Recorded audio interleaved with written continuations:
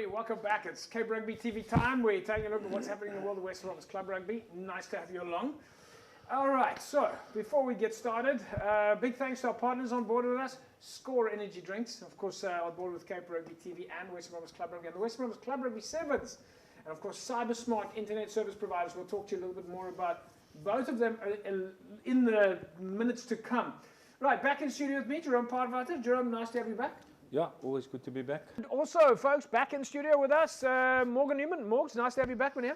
Yeah, good to be here, James. Yeah, always good to be here on a wet and cold Wednesday evening. How was your international travels? We know that you were busy with jet setting around the world. No, James, I'm back.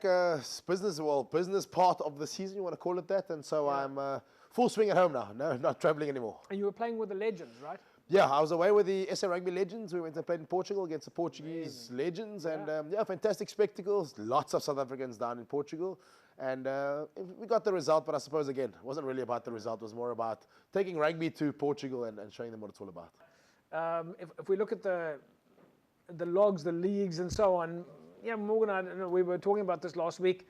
We're about 50% of the way now, almost. Do you guys feel like it's 50%, or do you feel like it's still coming together? Yeah, I mean, look, for us, I definitely feel like we're there now. We're at a point now where we're going on a run of games. You know, I think we had one game, then we had a bye weekend, then we had one game, and we got 2 games. Now we're going on a run of 5 weeks of club rugby every single weekend, and I think that's sort of where you build the momentum, you know. And so we've already done 2 on the trot, and we've got another 4 to go, James. So, Jerome, we've had this conversation, every year we have this conversation about sort of milestone conversations in the season. We start talking about pre-season, and you say, okay, game 1, you can't really read anything into it. Then game 7, about there, we say we're at the halfway mark. And then about game 13, we say it's all the business end now. So I think I've got the same question for you.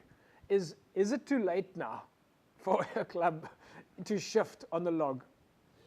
Look, it might not be too late. It depends on how many points you have. And but if you lose 3 games in a row, then the alarm bells are on. Yeah. Then all of a sudden you have to start to win just to make it, to stay in, not even to make the top 6, but just to stay in the league. So I suppose then it's a question of Morgs, your goal. What do you want to achieve? Is it too late to make the top 6? Is it too late to avoid promotion, relegation? You know, there's different questions of what your goals are, I suppose. Yeah, 100%. I think every team at the beginning of the season goes like, what, you know, you're realistic about what you can achieve, what you can't achieve. You know, if you're a top 6 team, then you play for the top 6. You eye certain games that you feel you can pick up points against these guys.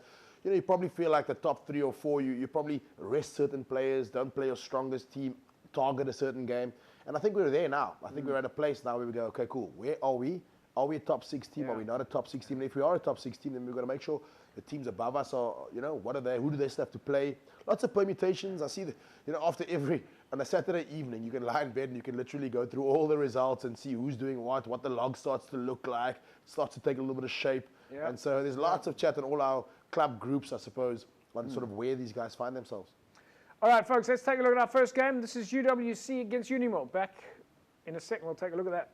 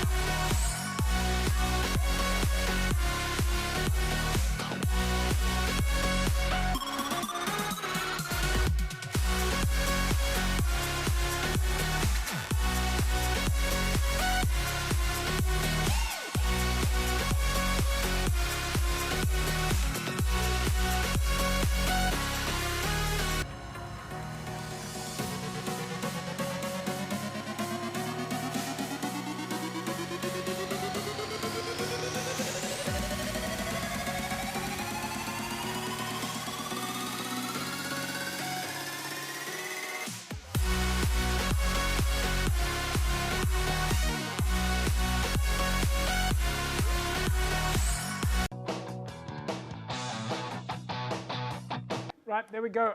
Folks, halftime score was, of course, Unil leading 18 points to 12. Jerome, your thoughts there?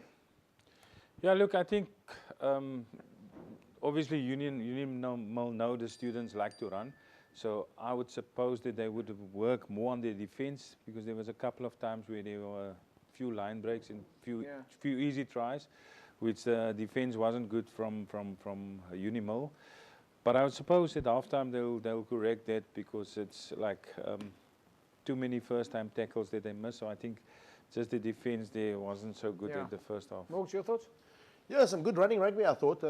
It's tough to go to Unil and to UWC and try and play your structures. You know, these young boys are fit now, and they're strong, and they're putting in some good systems. So halftime score that Unil we're very happy with. All right, folks, let's quickly take a look at some of the results. This, of course, in Super League A this past weekend. Hamilton's with a 31-12 win over Helderberg. Brackenfell 34-17 over Kuilsriver. Van der Stel 41-32 over Stellenbosch. It was a win for False Bay over SK Warmers. And then Durbel taking the points over St. George's. And then, of course, as we saw there, UWC 33-26 over Unil. So this is going to make the logs rather interesting, but we'll take a look at that after the break. Don't go away.